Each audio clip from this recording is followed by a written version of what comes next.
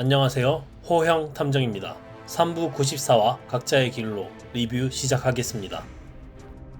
일영이 광구와 대치 중인 아카를 보며 말합니다. 저 번개 덩어리가 그대로잖아.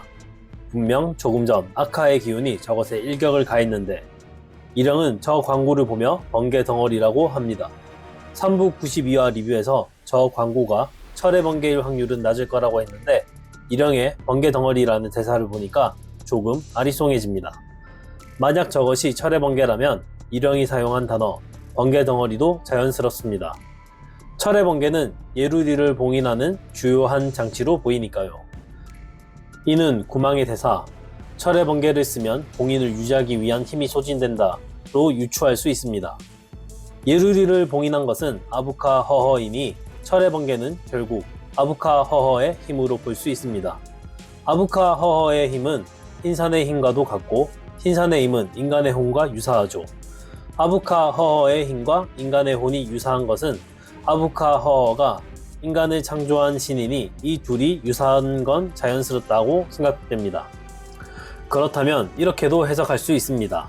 아부카 허허의 힘은 세 가지의 형태로 존재하고 있으며 이는 봉인의 힘인 철의 번개, 예루리를 처단할 흰산의 힘, 아부카 허허가 창조한 인간으로도 볼 수 있다고 생각합니다. 그러니 이 셋 모두 유사하거나 같은 기운을 가졌다고 볼 수 있죠. 저 광구가 정말 철의 번개라면 짐승들만 소멸하고 인간들이 무사한 이유가 납득이 되긴 합니다. 인간들과 철의 번개 모두 아부카 허허로부터 비롯된 것이니까요. 그런데 철의 번개는 구망의 허락이 있어야만 사용할 수 있는 힘으로 보입니다. 그런데 현재 구망은 봉인되어 있습니다. 아카는 흰산에 돌아오기 전 곤륜에서 수하들에게 봉인된 구망을 찾으라 지시했죠. 아카가 흰산에 돌아와서 있던 기간 동안 구망의 봉인을 풀고 철의 번개의 사용을 허가했다면 저 광구가 철의 번개일 수도 있겠지만 과업을 중요시하는 것으로 보이는 구망의 성격상 봉인에서 풀렸다 하더라도 철의 번개의 사용을 허가했을 것 같진 않습니다. 즉, 저 광구가 철의 번개일 확률은 낮을 거라 생각됩니다. 아카는 세상에 나와 처음으로 상대방의 힘에 무릎을 꿇었습니다. 그리고 광구 너머의 존재를 발견했는데 그 실루엣이 조금 묘하네요. 여태 저 광구를 시전한 존재가 예루리에 잠식된 융합체라고 생각했는데 실루엣이 많이 다릅니다. 저희가 모르는 제3의 캐릭터일까요? 아카가 광구를 타격하여 걷어내자 광구는 번개를 뿜어내며 날아갑니다. 고차 등 명예의 인물들 또한 이번엔 저 광구를 보며 번개 덩어리라고 하네요. 고차는 저 광구가 가늠되지 않는 힘을 가졌고 융합한 천재의 기운이 서려 있으며 인간의 혼과 같은 기운이 서려 있다고 합니다. 우선 융합한 천재의 기운이 서려 있다는 점에서 아까 보였던 실루엣이 융합한 천재는 맞는 것 같습니다. 다만 그 형태가 바뀐 것으로 예상되네요. 그리고 고차는 인간의 혼과 같은 기운마저 응집되어 있다고 합니다. 인간의 혼과 같은 기운은 흰산의 힘이 있으며 그들의 근본은 아부카 허허입니다. 잠식된 천재가 아부카 허허의 힘과 비슷한 힘을 사용했다면 결국 철의 번개로 기여되어 보이는데 구망이 철의 번개의 사용을 허락하지 않았을 거라는 가정을 한다면 저 기운은 예루리의 기운일 겁니다. 그렇다면 예루리 또한 인간의 혼과 비슷한 힘을 가졌다는 건데 예루리 또한 아부카 허허로부터 떨어져 나온 존재이니 예루리의 힘이 인간의 혼과 비슷한 힘을 가졌다고 한들 부자연스럽진 않긴 합니다. 다만 우처구 우러본에서 예루리의 힘의 상징은 냉기 또는 얼음이라 융합제가 사용한 저 광구와는 좀 맞지 않다고는 생각되네요. 아니면 단순히 저 광구에 인간의 혼을 첨가했을 가능성도 있어 보입니다. 아카가 광구를 날려버린 후 아린이 달이 소리를 질렀다고 합니다. 달에서 난 저 소리의 정체가 뭘까 생각해봤는데 인간의 혼 말고는 마땅히 떠오르는 게 없네요. 앞에 고차가 광구에 인간의 혼과 같은 기운마저 응집되어 있었어 라고 했던 말 그대로 인간의 혼을 응집해서 넣어둔 거고 그래서 저 광구에서 비명소리가 났던 게 아닐까 생각됩니다. 그리고 이 장면을 보면 아린과 흰 눈썹의 한쪽 머리가 눌려 있는데 아카의 가슴에 아이들의 머리가 눌린 부분을 표현한 거네요. 아카는 광구에 있던 존재와 다시 싸우러 가기 전 흰 눈썹과 아린에게 마저들 놀아라고 합니다. 흰 눈썹이 제물로 바쳐지기 전 마지막 소원을 들어주는 거라고 생각됩니다. 아카가 떠나는 쪽을 보며 절을 하는 흰 눈썹이 우는 것도 아카의 배려에 고마워서일 거라고 생각됩니다. 다음 장면을 보면 인간들이 전부 살아있다는 걸 강조하는 걸 볼 수 있습니다.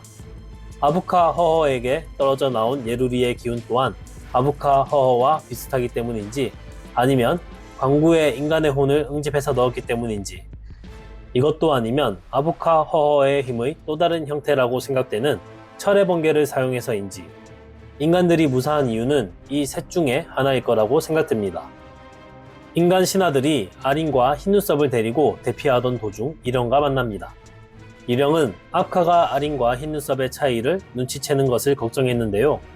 앞선 리뷰에서도 말했듯이 저는 일영이 흰눈썹을 만들 때 의도적으로 무언가를 빠뜨려 흰눈썹을 반푼이 상태로 만들었다고 생각합니다. 아카의 오손이라면 정말 강해야 한다고 생각하는데 흰눈썹은 정말 약하죠. 혼은 아카 본인이 직접 흰눈썹에게 넣어야 하니 일영이 혼에다가 장난을 치지는 못했을 거라 생각됩니다. 하지만 백이나 고륙에는 뭔가 장난질을 칠 수 있었을 거라 생각되는데요. 그래서 흰눈썹이 이렇게 약한 존재가 된 게 아닐까 싶습니다. 일영은 아카가 온전한 복제인 아린과 반푼이 복제체 흰눈썹의 차이를 아는 걸 우려했던 게 아닐까요? 흰눈썹은 일영을 보자 놀란 눈을 합니다. 그리고 인간과 일영이 대화를 하는 모습을 지켜보며 벌벌 떠는데요. 일영이 자신을 제물로 바치기 위해 찾아온 거라 짐작했기 때문으로 보입니다. 이어서 일영의 독백이 나옵니다. 이 독백으로 아카의 복잡한 신경이 어느 정도 드러난 게 아닐까 생각되는데요. 일영이 아린을 자식처럼 여기는 것처럼 아카 또한 흰눈썹을 자식처럼 여긴다고 생각합니다. 그런데 아카는 오류의 원흉인 일영 때문에 흰산의 힘을 못 받고 있습니다.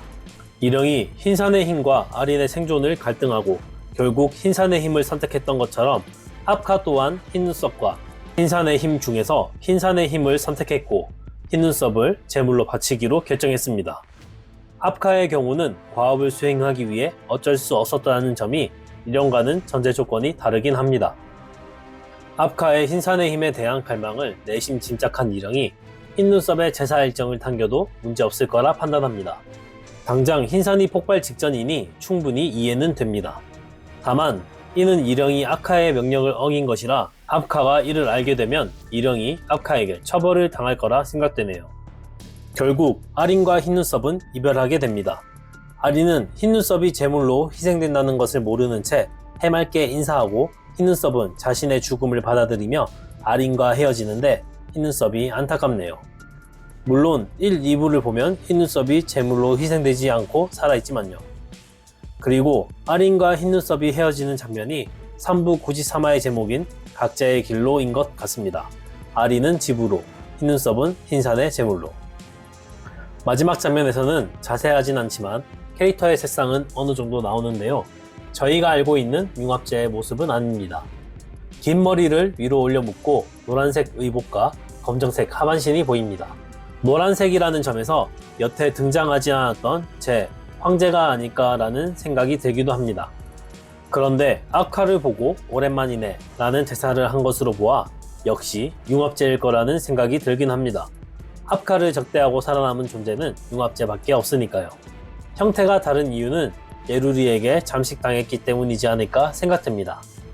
이상 호형 탐정의 뇌피셜 리뷰였습니다. 여러분들의 의견 댓글로 남겨주시면 좋겠습니다. 영상이 재밌었다면 구독, 좋아요 부탁드립니다. 감사합니다.